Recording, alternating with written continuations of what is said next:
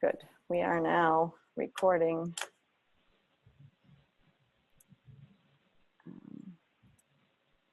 The program. All right, so this short webinar, about the next half hour, is really to give you an overview of the Youth Astronaut program. We're so excited that you responded to our call for participation. And so we want to give you some background information, give you a chance to answer questions about the program, introduce you to how Youth Astronaut is both a program for youth and a research project, and then give you an overview of the online training that is part of how you learn to use the resources of Youth Astronaut.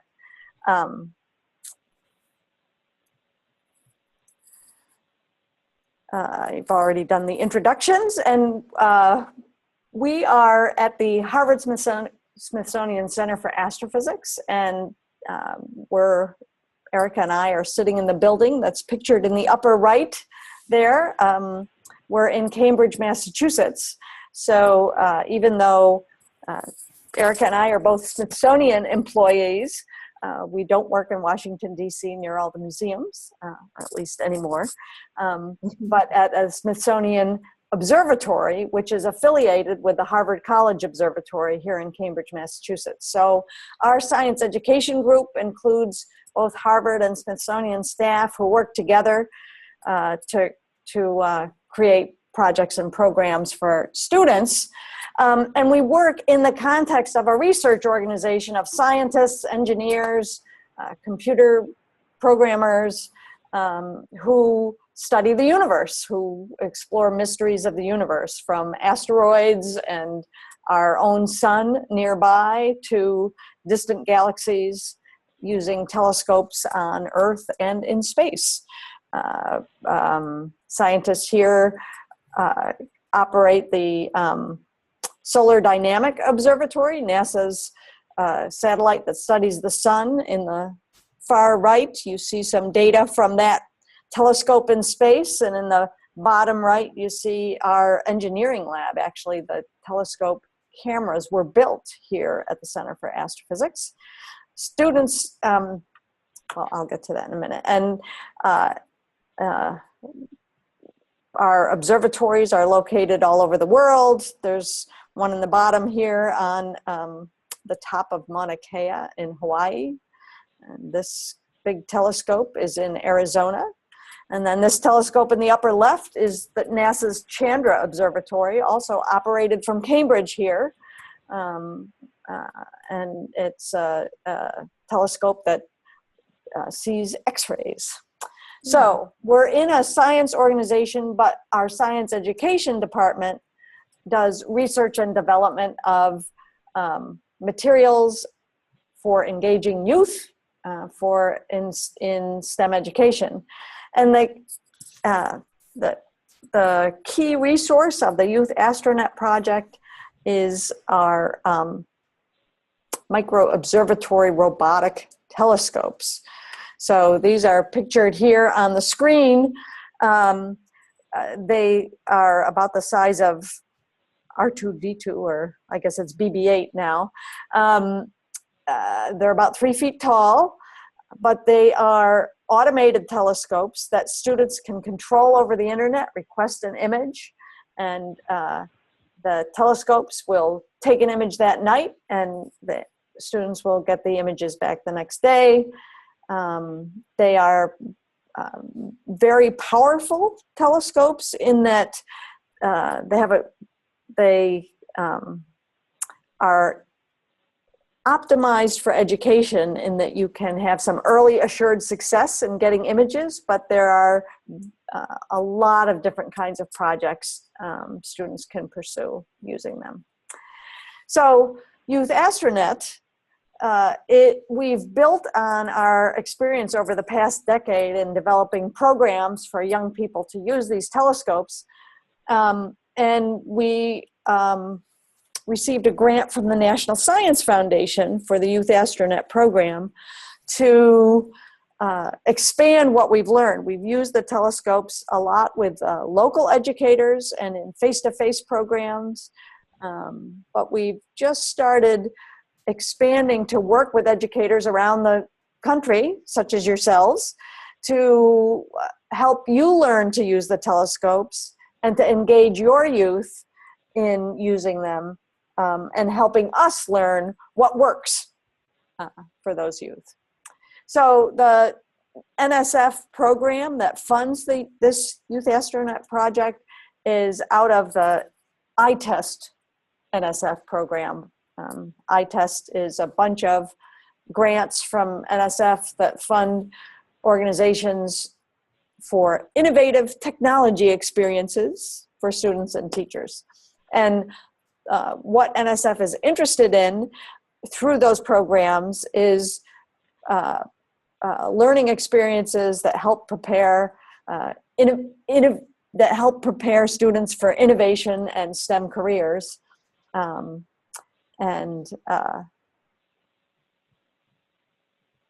So we are lucky enough to have received a grant to help engage students in using our telescopes as their innovative technology experience. What we're hoping in terms of our outcomes for youth engaged in the program are, I suspect, very similar to your own intended outcomes for kids who either participate in your schools or out-of-school centers. Actually, if all of you, while I'm talking, can remind us in the chat box your school context, if you're an out-of-school or a school-based program, that'd be great. Our outcomes are that students using the telescopes and getting back images and learning to process and analyze and learning to interpret those images, that they develop skills, knowledge, and attitudes that are useful in all kinds of careers, whatever they might think of doing in the future, that are interesting skills, but also useful for STEM careers. Really, the long-term impact that we're interested in is in developing science identity in youth. In other words, the idea that they can, there's someone who knows about science learning, is interested in learning about science, even if they don't decide to pursue a STEM career, the skills and knowledge are of interest and enriching to them. So, so these are the outcomes of the program. NSF funds the program, which is what the training is to engage you in learning about. They fund the program based on the idea that in addition to just implementing the program, we conduct research on what achieves these outcomes. And so as a educator participant at this point in the YouthAstroNet program, we are asking that you be willing yourself to participate in the research study that's part of the program. So basically, by signing up for this program, you're saying, I'm willing myself to take pre and post surveys as an educator about your own STEM teaching experience, and that you're willing to facilitate your students in participating in the study. And what that means is we need to obtain parental consent for the students engaged in the program. And so we have permission forms for you to distribute to parents of the students in your program. And then as part of that research project, we also want to make sure you know that you will have to reserve time at the beginning and end of the program to facilitate your students taking pre and post surveys, which take about 20 to 30 minutes. So, and we have lots of guidelines and materials for supporting you in doing all this. But I just want to put up front that at the end of this webinar, we're going to ask you to confirm your participation our research coordinator is going to follow up with an email that has a consent form in it, and basically you reply to that and say, yes, I consent to be a participant in YouthAstroNet, so that you know that this is a research project as well as a program. Here's a few examples of the kinds of survey questions that we ask youth. I want to understand science, strongly disagree to strongly agree. I talk with my family and friends about science. Future career goals, if any, those kinds of questions. And the questions we ask you are around the degree to which you engage students with hands-on activities, things like that. Okay, so that's the research, but now let's talk about the program. The key program, YouthAstroNet, is actually very adaptable. The essential elements of the program are that youth learn to control our robotic telescopes. They learn to analyze the images that come back from the telescopes using specialized software. And in fact, they'll be using the same software that our professional astronomers here use. But the skills they learn are not only, image processing is not only a useful skill for astronomers. In fact, almost every STEM field and graphic design, earth scientists, medical people all learn to analyze and enhance images. So that's one key element. Use the telescopes, work with images. Second key element is that the students' work is, the goal is to create some kind of capstone project where students use the images they've collected along with any other media or resources to kind of teach back what they've learned. And I have some examples of capstone projects that have included everything from having a family event where families come and kids have posters to teach about what they learned, to creating 30-second video spots about an object in the universe. And so the program is very adaptable, and it's multidisciplinary. And so depending on your own interests and focus, we have curricula that can support going in a lot of different directions, from arts integration by doing an astrophotography exhibit. Students learn a lot about light and color. And of course, just the skills they learn in designing a final capstone project are important as well. Here are some capstone projects. On the upper left here, these students in California created a whole family day event. They had tables with hands-on activities that they had done in the program. Students created posters about the objects they had taken images of. Here's Life of Stars. So they had a big event as their capstone project. That's also true over here. You can see some families looking at their poster. In the bottom right, we have kind of a more formal astrophotography display that was put together at our organization. And then in the bottom left, we have a YouTube video that students from a museum after-school program in Miami created. Actually, I'm going to bring that. I'm going to show you a couple of these 30-second videos where students were in the after-school program already had resources to help kids create videos. And so they integrated their images into little video spots. And I'll show you a couple of those. let's see, I'll bring that in. This is the tech center. Here's the students working on their images.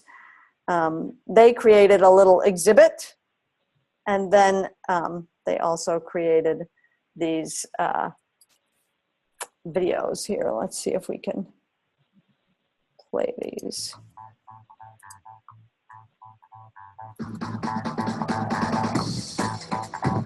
Are you hearing that?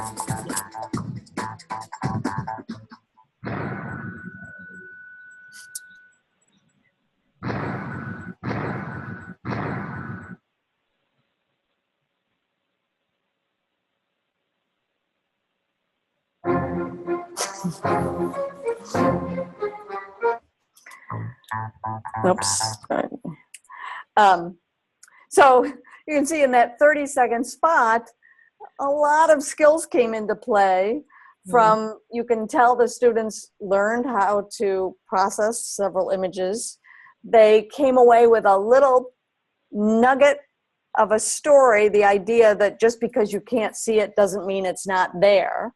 And they had learned a lot about bringing out features and details and images. And then all these skills of getting the music to exactly go. I love that getting the music to exactly go with the images. So that's an example of a capstone project. All right, let's see, somehow, yeah.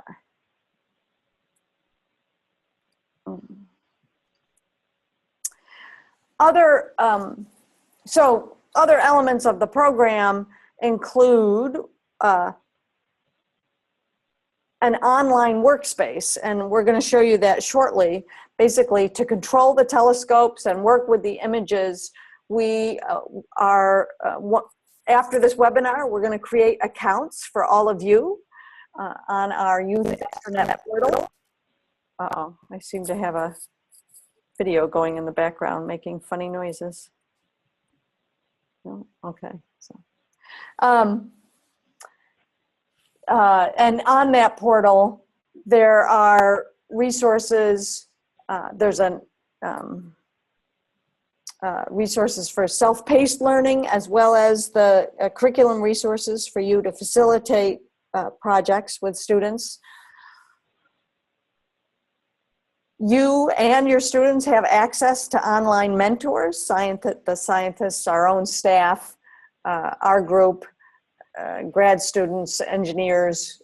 You can ask questions about careers, about their background, about astronomy topics. And you can also, as part of when you implement the program, you can request live Q&A sessions or virtual tours of our telescope lab.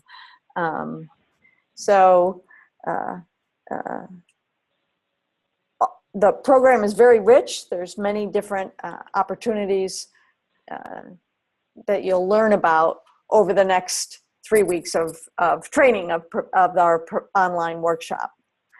Let me tell you a little bit more about that YouthAstroNet portal, which is basically, it's an online platform. You'll get an account, and you can have students have an account. Here, I'll bring it into the screen. We have we actually have three portals in one. One is the activity portal, and that's where you have access to the telescopes. There are discussion forums to ask questions of scientists. The tools for accessing the telescope are there. Projects for students to pursue around taking an image, posting an image on the workspace and captioning it, creating a color image, designing their own telescope.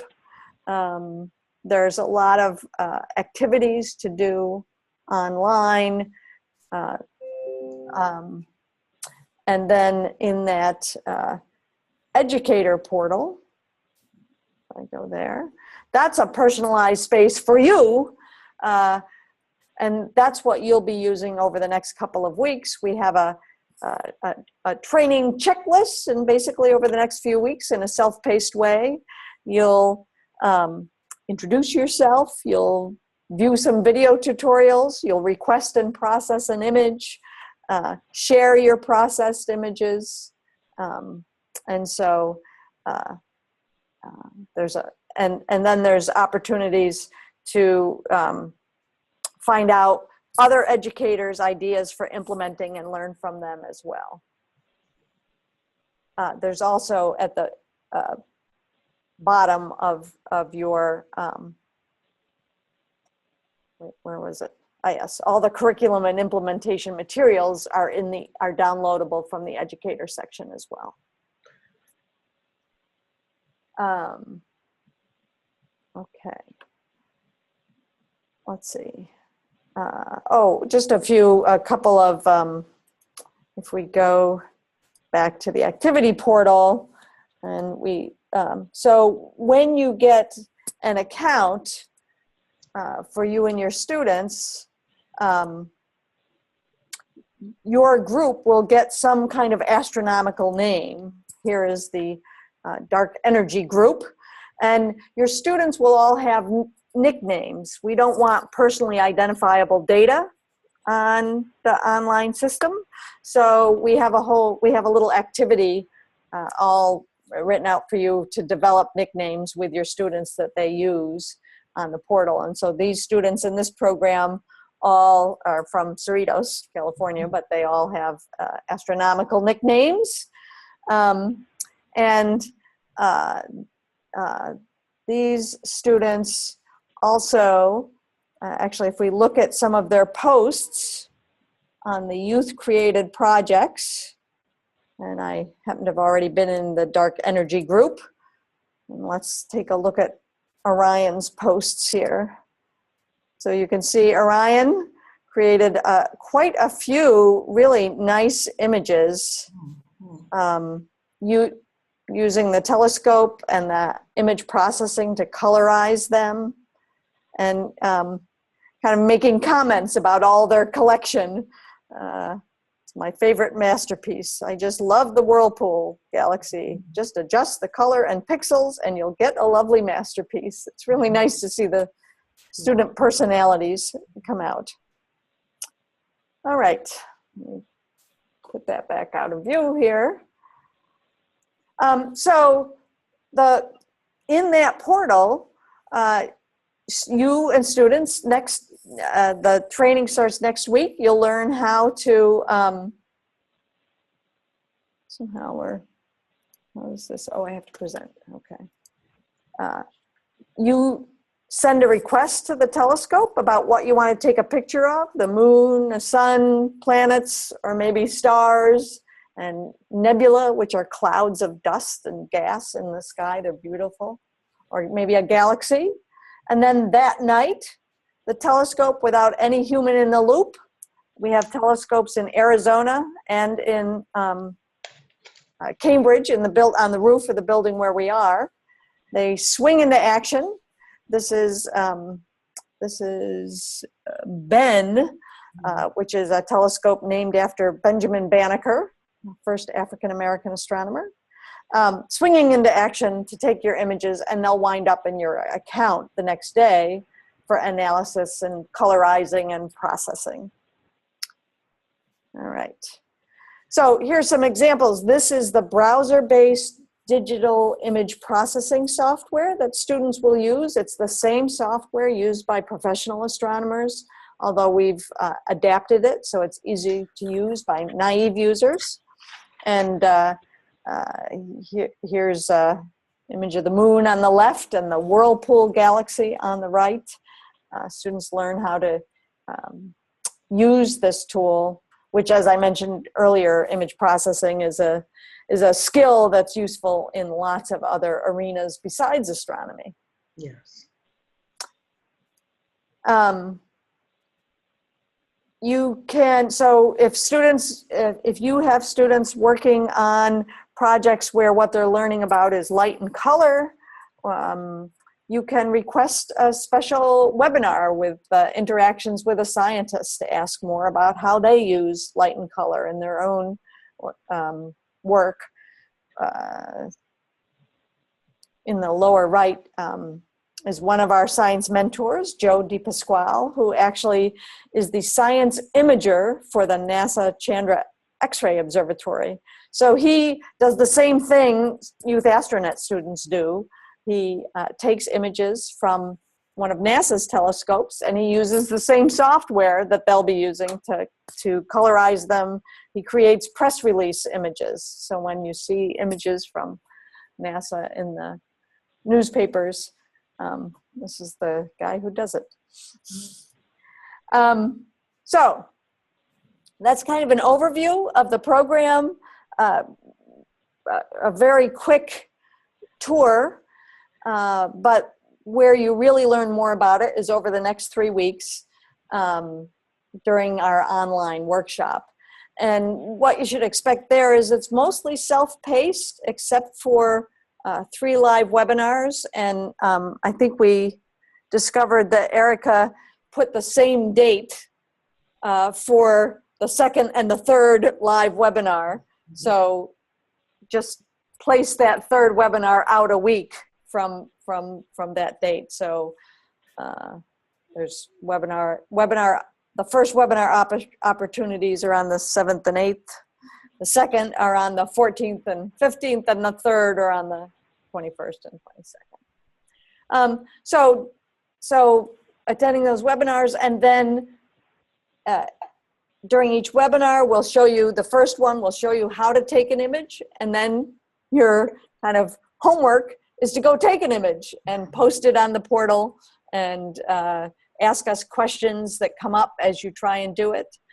Then the second webinar, we start to do a little more sophisticated image analysis, and we start to look at some of the curriculum tools that are available.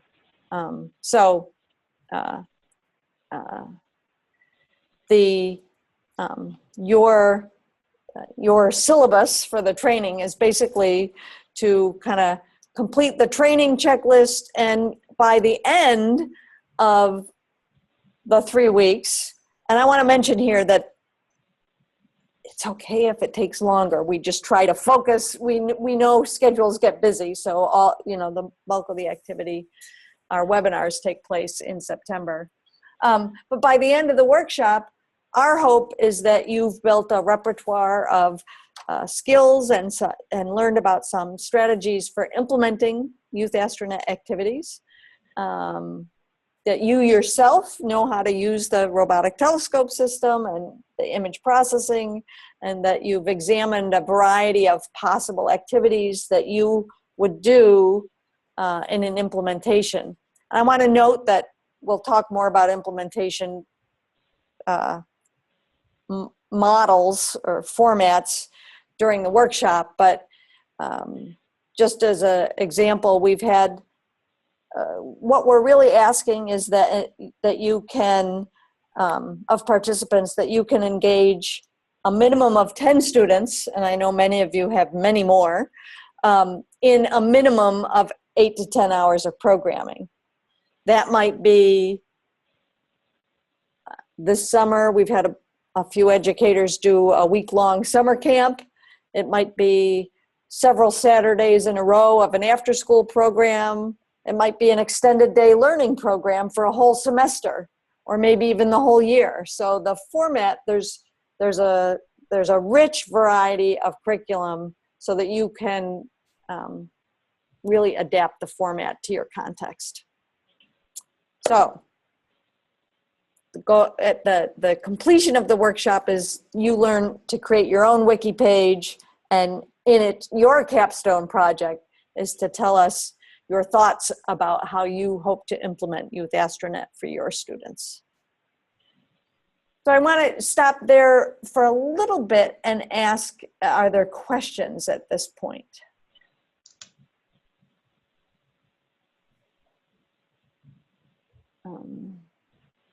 You can either type them in the chat box, or actually maybe I'll unmute everyone at the moment so that, yeah, so everyone is unmuted. If you want to ask a question by voice, you can. Excuse me. Yep. Will we be able to print out the bullet points from the PowerPoint that you just presented? Yeah, Erica is going to send you an email following the workshop. It might not be today, it might not come till tomorrow, but it'll have a link to the PowerPoint, and it'll also have a link to the recording of the workshop. Yeah. Thank you. And I see a question typed in the chat box from Susan. Can more than one person from our facility attend the webinars? Yes. Thank you for asking that, because I was supposed to actually explicitly acknowledge that we know some of you are either a site coordinator or you have colleagues who you think would like to implement as well. What we ask, though, is that you get the email addresses of those participants to Erica so that they can get their own accounts on the YouthAstroNet portal, and so that we have them as part of the program. Now, we might even have them fill out the application unless they're kind of part of your program. As a participant in a research study, you guys who filled out the application are eligible for a $250 stipend, honorarium, at the end of after you implement and have yourself taken the post survey and have facilitated post surveys by your youth. Part of the consent email that you're getting from Annette following this workshop talks about the fact that by participating in the research, you're eligible for this $250 honoraria as long as you do complete the implementation and the post surveys. Did that answer your question, Susan? Let's see. For the 8 to 10 hours with students, we would need to do a summer camp. Would we be able to use AstroNet with other students? During school year, we only see students for one day, so it wouldn't be 8 to 10 hours. Yeah. So Carolyn, for the research project, we do require a significant amount of contact time that would be something like a summer camp, but it is possible to have other implementations that might be like a one-day workshop or something like that. Although for the research project, we do want to look at people who can implement it more than just a single one-shot workshop. Yeah. Other questions?